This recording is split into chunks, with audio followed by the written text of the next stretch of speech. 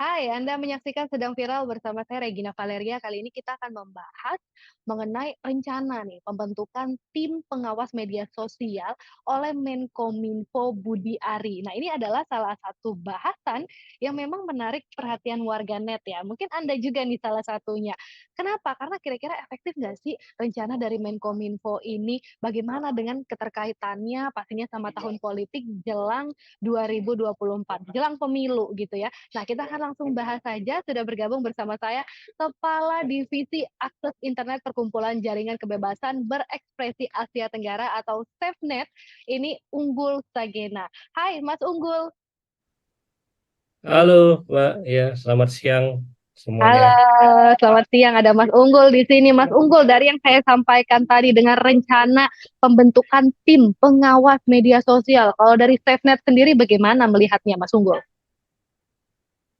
Iya, sebenarnya kalau ide-ide untuk melakukan moderasi ya sebenarnya di media sosial itu bukan yang baru-baru ini saja, karena sejak 2018 pun itu pelapor khusus PBB juga sudah, ayo kita sama-sama bareng untuk jaga media sosial ini jadi ruang yang tetap terbuka, demokratis, tapi juga saling untuk apa namanya beretika kurang lebih begitu dengan adanya konsep semacam dewan media sosial yang disebut di luar itu biasanya lebih banyak ke sana. Bahkan di 2023 ini pun di Kanada sudah ada dewan media sosialnya. Tapi eh, untuk konteks Indonesia mungkin harus ada penyesuaian ya. Tapi memang lontaran dari menteri yang kemarin itu sebenarnya ada dua sisi nih gitu. Satu, oh memang perlu ya butuh. Tapi kedua, ini dalam konteks apa nih beliau ngomong ini? Apakah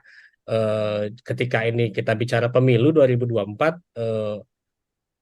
ataukah untuk jangka panjang nih? Kalau jangka panjang seperti apa gitu? Kalau untuk pemilu, ayo kita gotong royong karena eh, koalisi untuk apa namanya pemilu yang damai gitu itu udah mulai banyak terbentuk ya. Apalagi kita tahu pada pemilu yang 2024 ini pasti pertarungannya itu akan paling sengit itu di ranah digital ya, dan itu kita harus sama-sama tanda kutip awasi ya, karena ada iklan, ada macam-macam yang apa mungkin gerah di sebagian orang, tapi di sebagian lagi sebagai tim sukses harus jor-joran dan segala macam. Dan setiap setiap peserta pemilu juga pasti mempunyai tanda kutip pasukan-pasukannya untuk apa meramaikan ya pesta demokrasi kalau kita bahasa positifnya begitu. Tapi memang untuk konteks ini perlu cepat gitu ya. Tapi untuk jangka panjang ini bentuknya seperti apa nih lembaga ini perlu dipikirkan lagi gitu. Dari pengalaman luar negeri yang apa dari PBB, dari Eropa gitu itu beberapa model memang. Kalau boleh saya jelaskan sedikit, kurang lebih ada minimal ada tiga ya. Satu model seperti Dewan Pers. Jadi Hmm? eh, ada sebuah lembaga gitu kan yang memiliki otoritas untuk dia mengatur itu. Atau yang kedua semacam forum ya dibuat sama pemerintah, dalam hal ini misalkan Kominfo atau Polhukam atau Kominfo lah ya. Eh, se- jadi ada suatu space yang masyarakat ya, perwakilan masyarakat, NGO, jurnalis, terus platform ya, platform media sosial sendiri, bisnis itu bisa saling memberi masukan kepada pemerintah. Nah, itu semacam penasihat regulator ya. Atau yang Hmm. model ketiga seperti Eropa gitu, dia punya aturan-aturan yang tidak mengikat, tapi ada forum atau apa masukan-masukan dari independen gitu. Itu yang paling Hmm. penting, dan mereka dia sangat terpisah dari pemerintah ya, dibandingkan yang versi kedua tadi. Kita Ya. idealnya sih yang versi pertama ya, karena Dewan Pers itu sudah terbukti ya, itu eh, cerita baik dari soal moderasi atau pengaturan ya, itu adalah contoh best practice-nya itu di semacam Dewan Pers ya. Itu yang kita harapkan, makanya namanya banyak kan Dewan Media Sosial gitu. Tapi untuk nama sih kepikirkan berikutnya ya. Tapi lontaran dari Pak Menteri kemarin ya, katanya kan masih wacana, tapi ada rencana itu, dan ini kan waktunya nggak panjang ya. Kita pikir pasti ini akan terkait dengan pemilu, dan ini memang penting. Kita nggak kontra kontra banget, asalkan apa punya, kita geser lah, karena gini Hmm. kadang-kadang netizen juga bilang ini ngapain sih bikin begini, data per hari ini pun data Dukcapil ada lagi cerita yang bocor gitu ya, data-data pribadi bocor segala macam, beresin itu dulu gitu misalnya. Tapi di satu sisi ini ada pemilu yang di depan mata dan kita tidak bisa menutup mata gitu. Karena kita akan jadi korban kalau kita tidak tidak apa berusaha untuk memperbaiki sama-sama. Nah, model yang seperti apa nih yang bisa kita ciptakan untuk ke depan. Makanya kita harus memperjelas nih dengan Pak Menterinya sendiri gitu. Makanya Hmm. SafeNet akan berkomunikasi ya dengan pihak Kominfo. Oh, artinya kan ini juga masih belum begitu ya Mas Unggul. Kita masih belum tahu Belum, ini seperti apa betul. arahnya dari SafeNet juga masih akan berkomunikasi Betul. lagi gitu kan. Tapi kan angka Mm-mm, yang mm-mm, cepat yang mm-mm, di depan mata ini kan pemilu 2024 ya. Tahun politik ini dengan betul. dengan prediksi nih tentang serangan digital Mas Unggul yang tadi juga Mas Unggul sampaikan Iya, bahwa betul. di tahun Mm, politik ini biasanya meningkat gitu ya seperti sekarang. Nah, bukankah memang tim pengawas ini justru dibutuhkan begitu kan Mas Unggul? mm-mm. Ya, Nah, betul. Gitu. Jadi dalam konteks pemilu ini memang dibutuhkan ya. Yang artinya gini, eh, pasti ini akan jadi ajang yang kita prediksi sudah bisa prediksi sama-sama ya dibandingkan 2019, 2024 ini pasti akan banyak dan hmm, beberapa organisasi jurnalis atau seperti seperti apa namanya LBH Pers atau hmm, pengawas pemilu gitu ya, masyarakat sipil itu udah mulai membuat nih koalisi-koalisi yang menjaga ruang-ruang ini tetap aman dan nyaman gitu ya. Tapi oh, dengan ide yang dari menteri kemarin, nah apakah ini menjadi apa namanya mendukung gerakan-gerakan seperti ini atau apa hmm, atau yang mana nih kayak gitu. Kalau memang iya itu menurut saya menurut kami itu cukup positif ya. Jadi asalkan kita bisa bisa mendudukannya kalau ini untuk menjaga apa namanya konteks pemilu ya misalkan gitu ya. dan hmm. dan seperti apa teknisnya nanti yang penting kita ada niat ke sana dulu apa yang harus di karena kan kalau di Kominfo ini juga mau nggak mau kita di bawah Kemenko Polhukam ya jadi Mm-mm. mungkin beda di negara-negara lain Kominfonya di bawah ada yang perdagangan ada apa ekonomi dan segala macam tapi di kita di bawah Kemen Polhukam ya mau nggak mau salah satu tugasnya juga turut menjaga pemilu damai ini. Makanya kita punya koalisi yang kemarin ya Februari barusan kita bentuk itu yang damai ya. Jadi demokratisasi dan moderasi di ranah digital ya itu Hmm, untuk Indonesia. Nah itu hmm. salah satu yang didukung sama UNESCO misalkan itu. Jadi apa untuk konteks pemilu saya rasa cukup positif. Bahkan kita juga sudah banyak ini ya kontak atau komunikasi dengan platform sendiri, misalkan Meta, Google gitu ya, itu Hmm. sudah mulai ancang-ancang nih gitu. Karena Ya. rame di tempat mereka nih pasti. Ibaratnya yang punya lapak tuh udah siap-siap nih siapa yang turut bantu buat buat apa namanya ikut ngawasin gitu. Jadi Hmm. bukan ini dalam konteks kita juga sebagai bagian ya, misalkan ada cek fakta gitu kan, ada yang membantu relawan untuk kalau ini hoax atau disinformasi atau bukan segala macam. Nah, Hmm. apakah yang tim pengawas ini seperti itu gitu ya? Nah, Khawatirnya cuma masih wacana tadi. iya. Nah, dengan adanya tim pengawas ini yang Mas Unggul katakan, andaikan begitu ya, kita Hmm. perjelas kalau ini memang jadi dibentuk. Nah, kalau dari SafeNet, Hmm. dari Mas Unggul, siapa saja sih Mas sebetulnya anggota yang menjadi tim pengawas ini menurut Anda? Yang betulnya itu Hmm. seperti apa strukturnya untuk mengawasi media sosial ini? Menurut kami ya paling nggak ada dia dia harus harus mengakomodasi prinsip multi stakeholder ya atau pemangku kepentingan jamak ya.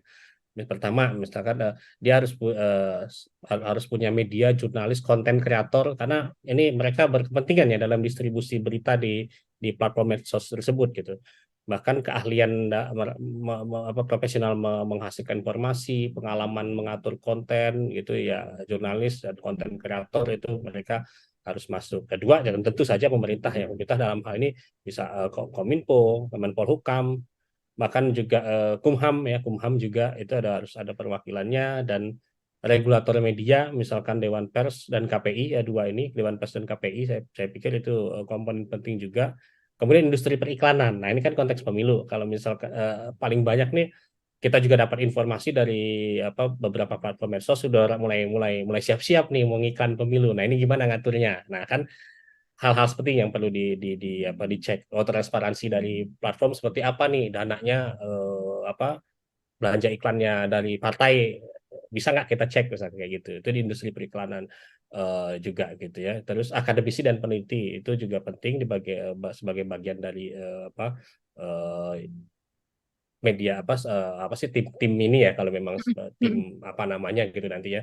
Kemudian organisasi masyarakat sipil itu paling penting juga karena Hmm. masyarakat sipil itulah yang mewakili banyak pikiran masyarakat. Kalau ditantang kok bisa gitu ya. Kalau kita berkumpul 3-4 orang aja jadi komunitas, kita terus apa nongkrong terus jadi komunitasnya itu udah masyarakat sipil yang apa grassroots community segala macam kan itu masuk bagian besar dari sektor ketiga ini. Jadi kalau kita sebut Hmm. sektor pertama pemerintah, sektor kedua bisnis, sektor ketiga masyarakat sipil itu luas sekali. Termasuk tadi ada akademisi, jurnal, media Artinya gitu kan. Iya. banyak pihak ya, Banyak melibatkan pihak banyak harus banyak seperti itu. sekali gitu ya. Nah, Heeh. tapi kan dengan banyak pihak berbeda pendapat, berbeda isi kepala itu kan Heeh. biasa, Mas Unggul. Kadang-kadang baik menurut Heeh. saya belum tentu baik menurut Anda Heeh. gitu. Nah, Heeh. Anda nggak takut nih, Mas Unggul, kebebasan kita untuk bermedia sosial ini jadi terganggu gitu oleh Heeh. adanya pengawasan ini? Nah, justru itu jadi apa apa paradigma yang dianut dalam dalam membuat apa sih nama lembaga ini gitu ya kalau disebut lembaga ya. Jadi apakah perwakilan-perwakilan kita semua ada misalkan ketika perwakilan-perwakilan kita semua ada paling dan kita kan dari dulu sebenarnya punya prinsip yang musyawarah mufakat ya itu sudah jelas ya dan semakin kita ada perwakilan kita juga partisipatif ya ke apa namanya eh, tim ini misalkan tim atau sebuah lembaga ya kita kita dorong tuh dewan ya seperti dewan pers itu jadi itu tentu menghasilkan keputusan-keputusan yang relatif lebih baik daripada lebih sedikit kepala walaupun waktu pasti ada kelemahan waktunya akan lebih lama dan segala macam tapi ketika perwakilan-perwakilan itu ada itulah yang akan membuat hasil atau keputusan ketika ada apa namanya pengaduan misalkan itu bisa bisa terselesaikan dengan lebih baik dibandingkan dengan hanya misalkan oh timnya misalnya nih dari pemerintah sendiri gitu, Menkominfo terus mengambil para pakar misalkan kan biasanya begitu ya. Pemerintah terus para pakar gitu ahli atau Ya. segala macam tapi bukan misalkan dari pers masuk dari konten kreator misalnya kalau di sini kan menurut saya sangat penting ya kita yang diatur adalah media sosial sedangkan penggunanya itu kan yang membuat itu hidup kan kita gitu kan masyarakat gitu karena itu adalah platform user generated content ya konten yang dibuat sama pengguna kalau kita nggak ada penggunanya ya silakan awasin lahan kosong kayak gitu nah kan nggak bisa gitu jadi pengguna juga harus bagian dari itu semua ketika ada perwakilan-perwakilan seperti itu eh, maka pasti akan lebih baik dibandingkan dengan hanya pemerintah dan masukan-masukan mungkin dari ahli atau apa ya tetap Hmm. pengguna itu sangat penting menurut kami gitu. Jadi salah satu Hmm. yang tim tadi harus ada tuh konten kreator kalau menurut kita ya. Gitu. Oh, baik. Jadi konten kreator ini mengambil peranan Iya. juga ya untuk Eh, pengawasan meng- gitu ya. eh, Mengenai Nah, siapa nanti, nah itu udah urusan yang kedua ya. Siapa, apa berapa orang itu, dari mana, komunitas apa gitu kan, gitu. Itu oke. udah urusan kedua. Tapi Tapi perwakilan kita harus ada. tapi sebenarnya Mas Unggul gimana sih untuk konsep kita berekspresi gitu ya di dunia digital ini yang sesuai Mm-mm. dengan prinsip kesetaraan itu yang gimana sih yang dikatakan yang sesuai dan yang nggak sesuai Mm-mm. gitu. Oke, pertama kita itu harus paham dulu hak kita apa ya. Mm. Itulah makanya SafeNet berada di garda untuk memperkenalkan, bukan cuma menjaga sebenarnya hak digital, tapi memperkenalkan. Kenapa? Karena banyak yang belum tahu gitu. Selama ini kita punya program literasi digital luar biasa ya, sudah berapa ratus organisasi, banyak kegiatan, tapi belum belum cukup ya untuk mengcover itu semua karena menurut kami ada beberapa hal fundamental yang perlu juga diperkenalkan. Misalkan internet adalah hak, misalkan akses internet adalah hak. Nah, kalau misalkan itu kita tidak paham, kita tidak bisa memanfaatkannya atau kebebasan berekspresi itu dulu hak dulu. Nah, hak itu nanti ketika kita bicara privasi, kita bicara privasi, kita bicara hak, kita bicara hak orang lain. Nah, ketika kita bicara hak orang lain, nah baru kita mengerti, oh hak saya kebentur sama hak orang lain, gitu. Bagaimana kita menghormati hak orang lain. Jadi ketika kita membuat konten atau kita sudah berpikir ke sana, gitu. Jadi setiap konten yang kita hasilkan di internet ya, mau dia kita sebarkan di medsos, kita taruh di apa YouTube misalkan, itu kita sudah punya pemahaman itu dan kita mengerti kalau misalkan ini adalah bagian dari berekspresi yang bisa menghormati juga pendapat orang lain. Nah, dari situ Hmm, akan lebih mudah kita buat saling menjaga dan saling menghormati. Jadi nggak gampang tersinggung ya. Jadi ya, sering sekali itu hal-hal yang sepertinya remeh gitu kan, tapi ada beberapa pihak yang menganggap aduh kan itu, aduh iya ya. Hmm. berlebihan ya langsung ke UU ITE segala macam. Padahal antara dua nih satunya tidak mengerti, satunya terlalu berlebihan gitu. Jadi kadang-kadang yang ditangkap ya pengalaman saya kan banyak yang nggak ngerti gitu ya. Kalau misalkan kita bicara soal kebebasan berekspresi dan kasihan ya, kasihan sisi waktu, tenaga gitu. Makanya Ya mungkin butuh berapresiasi ya butuh yang di betul. tengah ini ya untuk sebagai Ya apa ya? Ini benar atau salahnya gitu untuk betul. ah, Tadi ah, memoderasi tadi ya, moderasi memoderasi ya. tadi Ya. ada memoderasi dengan skema yang pas gitu. Jangan sama moderasi jadi sensor berlebihan kayak gitu. Ini nggak boleh itu apa itu di take down kan kita bingung gitu kan. Masyarakat Iya. jadi bingung gitu. Sedangkan penjelasannya lamban. Nah, kalau ada kan kalau platform kan banyak ya pengaduan dia gitu lamban ya. Dan terus kadang-kadang gini, di platform itu kalau kita bicara platform kan ada TikTok, ada Facebook, ada macam-macam ya, termasuk WhatsApp misalkan kan dia ketika kita berbicara pakai bahasa lokal misalkan mungkin mereka AI-nya ataupun orangnya belum belum belum dapat apa namanya mengartikan ini apakah bercandaan atau dan segala macam gitu. Jadi Oke. sensor-sensor seperti itu kita bisa batasi gitu. Kalau kita punya banyak sumber daya untuk membantu sama-sama membantu ya, termasuk Sama di ya. pemilu nanti ya gitu. Termasuk untuk di pemilu. Nah, tapi kan kalau Betul. kalau kita ngomongin seandainya ada nih tim pembentukannya ini tadi dengan Hmm, harapan hmm, dari SafeNet dan Mas Unggul katakan bahwa memang yang harus melibatkan banyak pihak gitu ya. Katakanlah hmm, ada nih Mas Unggul.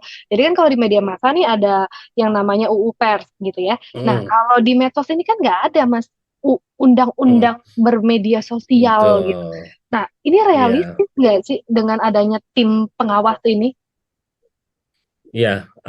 Kan kalau misalkan di medsos itu biasanya ininya UU ITE ya, apa kalau kalau yang ditakutkan masyarakat ya. Kenapa? Karena yang kasus-kasus yang diadvokasi oleh Sepnet memang sebagian besar di sana gitu, termasuk Mm-mm. macam-macam ya. Kalau misalkan itu ada juga pengungkapan data pribadi gitu kan, pemerasan, serangan digital ya, tadi itu masuk banyak di bagian dari advokasi safenet. Tapi kita melihat kasus-kasus UITE itu sangat tinggi dan biasanya berawal dari medsos gitu ya, ada postingan gitu atau berita-berita di eh, kalau ini jurnalis ya kasus yang kita ini jurnalis di media yang mereka memberitakan. Tapi ini konteks yang beda ya. Tadi ada dewan pers gitu dan segala macam Mm-mm. aturan gitu ya, segala macam aturan yang amanah. Tapi kalau masyarakat nih yang tadi konten kreator atau apa kita ketemu banyak case gitu, memang sulit ya ketika itu tadi di awal kita harus masyarakat harus paham soal hak digital mereka, gimana merekspresikannya. Terus dewan atau tim medsos atau pengawas medsosnya ini juga mengerti ya, paham gitu bagaimana masyarakat terutama ini kan anak muda nih di medsos ya paling banyak di kita itu memanfaatkannya seperti apa. Mereka juga harus paham. Makanya tadi masukkanlah mereka ke dalam salah bagian dari tim pengawas misalkan kayak gitu. Ketika asal kan kita nggak bisa sok paham gitu ya. Sedangkan kita tidak tidak berada dalam satu server lah istilahnya sama mereka gitu.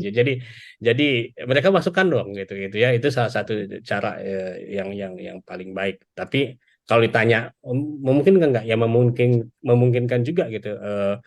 Dengan catatan nggak membuat hal-hal yang apa membuat yang baru yang benar-benar ini kan banyak nih sudah mulai banyak nih inisiatif dari masyarakat dirangkul saja gitu ya, dirangkul. Mungkin ada apa deklarasi pemilu damai segala macam gitu. Itu dipantau dirangkul gitu ya. Jadi kita Mm, menekankan kita sudah buat kok apa namanya koalisi damai dengan beberapa lembaga misalnya. Terus kemudian kita juga sama platform sudah kerjasama kok gitu kan. Ini kalau ada tim yang ini dari pemerintah misalkan, oh berarti ini mendorong nggak sih, ini mensupport nggak gitu, atau membuat hal yang baru gitu. Nah kita mm. harapkan yang kedua, yang pertama gitu, tapi mensupport gitu, jadi mendukung, jadi semakin memperkuat karena kita akan legitimate, legitimate itu berarti ya punya punya apa namanya legitimasi yang di mata masyarakat ini adalah apa bukan bikin-bikinan tapi memang resmi kalau kan bahasa ininya ya gitu. Oke. Menurut saya Nah, sih masuk akal sih Mbak.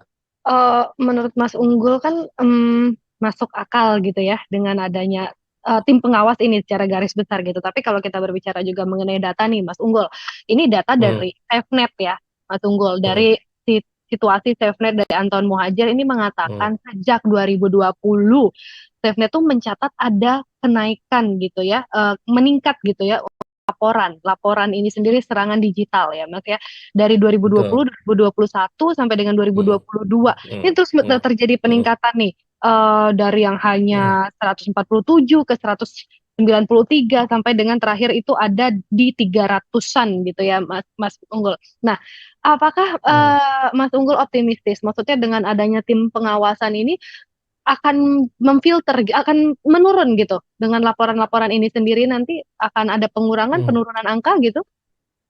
Oke, dalam eh, karena kita kan mengantisipasi pemilu ya Mm, 2024, mm, kita kita sudah memprediksi ini bakalan berlipat banyak mm, ya kejadian-kejadian seperti itu, pelanggaran pelanggaran hak-hak digital yang kita apa temui nanti itu dalam konteks itu. Tapi mungkin kalau misalkan apa arahnya benar ya melibatkan banyak pihak tadi itu akan cukup meredam bukan bukan berarti turun ya saya nggak bilang kalau dari angka sekian jadi grafiknya menurun gitu nggak juga mm, tapi lebih melandai dibandingkan seharusnya yang eksponensial misalkan jadi mm, akan lebih lebih meredam lah kita harapkan lebih meredam kenapa karena kita ini kan prismatik ya apa masyarakatnya jadi belum betul-betul siap ya ini di dunia digital tuh belum betul-betul siap gitu makanya program literasi digital yang banyak itu juga tidak mampu gitu kan menurunkan kalau kita lihat dari data statistik Senmet ya tetap naik naik naik juga ya, cuman kita kita optimisnya sih tidak akan setinggi banget kalau tanpa mm, adanya peran masyarakat. Ini dalam entah dia dalam bentuk tim yang dibentuk nanti akan lebih kuat atau memang masyarakat-masyarakat yang sekarang sudah secara independen gitu membuat apa edukasi-edukasi gitu atau kerjasama dengan platform seperti Meta gitu untuk sebagai apa namanya apa pelapornya gitu memberikan aduan dan segala macam dengan kapasitas masing-masing. Jadi itu menurut saya akan ada dampaknya pasti oke. gitu. Baik, artinya yang saya tangkap adalah kalau dari Mas Unggul sendiri dari SafeNet ini menyetujui begitu ya niatan baik dengan adanya pengawasan ini sendiri, tapi dengan catatan yang melibatkan banyak pihak begitu ya Mas Unggul, Hmm, agar memang ya. ya, ini memang betul-betul apa ya bahasanya Hmm, objektif begitu ya, yang mana yang memang betul. benar dan salahnya gitu. Nah, tapi Ya, kita akan lihat sama. lagi juga. Sama apa Mas Unggul? Hmm.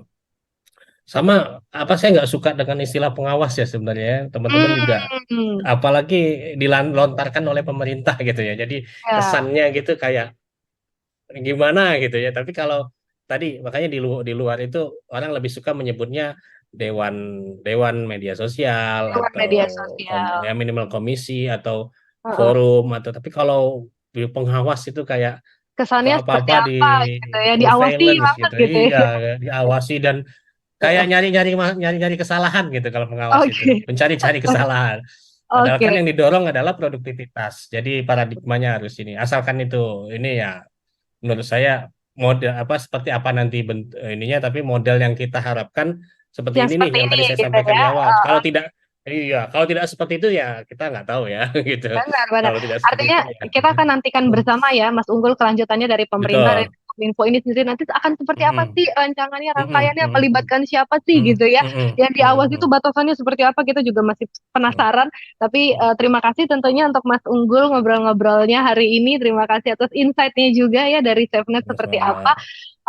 Dan tentunya untuk Anda yang menyaksikan ini, kira-kira menurut kalian perlu nggak sih ada tim pengawas medsos? Nah, komen di bawah ya. Jadi demikian dulu ya, sedang viral hari ini. Thank you sekali lagi Mas Unggul. Nanti kita ngobrol-ngobrol lagi. Dan Sama. saya Regina Valeria. Sampai jumpa.